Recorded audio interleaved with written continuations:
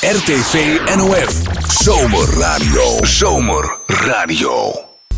Nou, Lisanne. Het is goed gekomen. Hey, Lisanne, waar ben je, joh? Ik ben nu in Bedaard op de Brugweg. En ik sta nou vlak voor het huis van Imka. Dus ik ga zo gewoon het bloemetje even overhandigen, denk ik. En die verwacht natuurlijk nog helemaal niets. Nee, maar ze ziet het wel. Dus, Lisanne, herinner maar snel, Neta. Ja, ik ga er nu naartoe. Een soort surprise dit, joh. En het is helemaal nog geen Sinterklaas. Neem je telefoon. Goedemiddag. U bent Imka? Ja hoor. Oké, hoe gaat het met u? Ja, prima. Heeft u ook een beetje een leuke vakantie? Of? Nou, niet echt, hè? Nee, waarom niet? Nou, mijn vader is ook gewoon weg ziek in huis en dat leek heel erg weg. Ja, dan hebben we besloten om op vakantie te gaan doen. Ja, want dit is niet de eerste keer, toch? Dat, Nee, dit is al vaker gebeurd, inderdaad. Ja, dat is al 6 jaar terug of zo.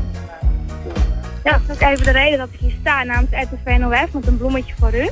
Want iemand vond dat u wel een hart onder de riem heeft verdiend, zeg maar. Dus ik heb hier een bloemetje voor u. Heeft u ook enig idee van wie die kan zijn?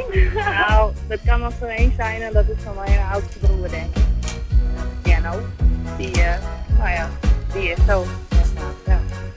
Dat is ook omdat u voor iedereen klaar staat, dus dat bloemetje even steken. Ja, dat vind ik heel lief van hem. Ik zal hem een dikke kus geven. RTV